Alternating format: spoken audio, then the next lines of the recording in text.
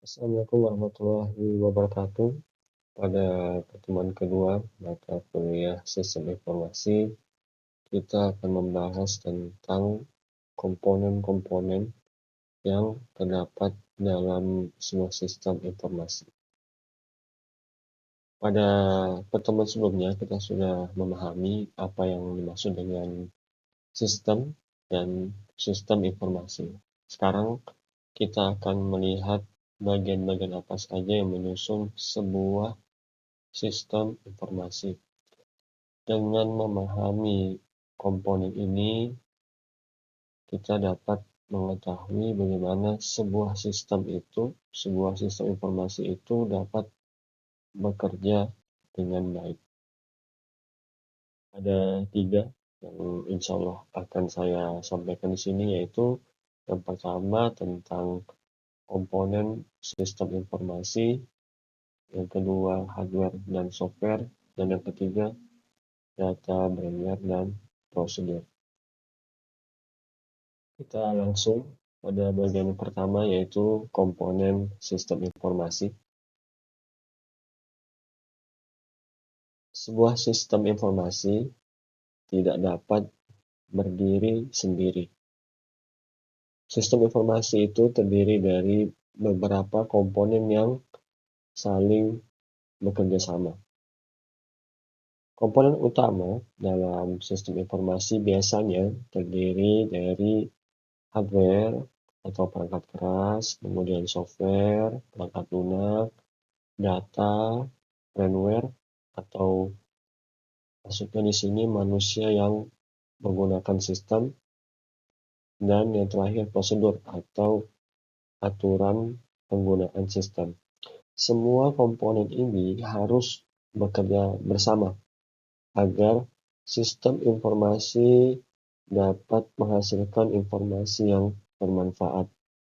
Jika salah satu komponen ini tidak berfungsi dengan baik, tidak berjalan dengan baik, tidak berjalan dengan semestinya, maka sistem informasi ini bisa mengalami masalah atau bisa terjadi error. Bagian yang kedua, hardware dan software. Komponen pertama yaitu hardware atau perangkat keras. Hardware adalah perangkat fisik yang digunakan untuk menjalankan sistem informasi. Contohnya komputer, server, printer, dan perangkat lainnya yang bisa digunakan untuk memproses data. Kemudian yang kedua ada software atau perangkat lunak. Nah, software ini adalah program atau aplikasi yang digunakan untuk menjalankan sistem informasi. Contohnya aplikasi kasir di toko, kemudian aplikasi mobile banking pada bank, atau bisa juga aplikasi belanja online. Tanpa software, maka hardware juga tidak dapat menjalankan fungsi sistem informasi. Jadi hardware dan software ini saling membutuhkan satu sama lainnya. Yang ketiga, data, brainware, dan prosedur. Komponen berikutnya yang kita bahas adalah tentang data. Jadi data ini merupakan bahan dasar yang akan diolah oleh sistem menjadi informasi. Contohnya data pelanggan, data transaksi, atau data produk.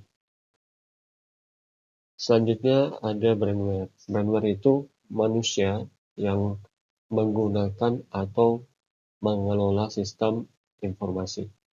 Contohnya misalnya seperti kasir yang menggunakan sistem kasir tersebut, kemudian admin yang mengelola sistem, atau admin yang menggunakan aplikasi.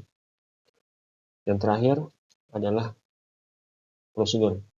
Jadi prosedur itu adalah langkah-langkah atau aturan dalam menggunakan sistem informasi supaya sistemnya dapat berjalan dengan benar.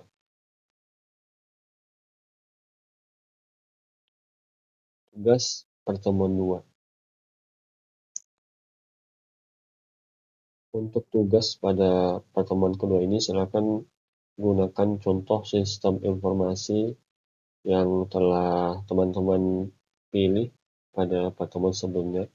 Kemudian coba jelaskan komponen-komponen yang ada pada sistem tersebut. Misalnya hardware yang tadi saya jelaskan, hardware apa saja yang digunakan, software, perangkat lunak apa yang digunakan, kemudian data apa yang diolah dalam sistem tersebut, dan siapa saja yang menggunakan sistem tersebut atau brandware-nya. Jawaban cukup 7-10 kalimat. Kumpulkan di Google Classroom. Terakhir, penutup dengan memahami komponen sistem informasi, kita dapat mengetahui bahwa sebuah sistem tidak hanya terdiri dari teknologi saja, tetapi juga melibatkan data dan manusia sebagai pengguna sistem tersebut. Baik, itu saja untuk materi pertemuan kedua. Silahkan mempelajari kembali materi ini dan mengerjakan tugas yang telah diberikan. Terima kasih yang sudah menyaksikan materi ini sampai selesai. Semoga bermanfaat. Wassalamualaikum warahmatullahi wabarakatuh.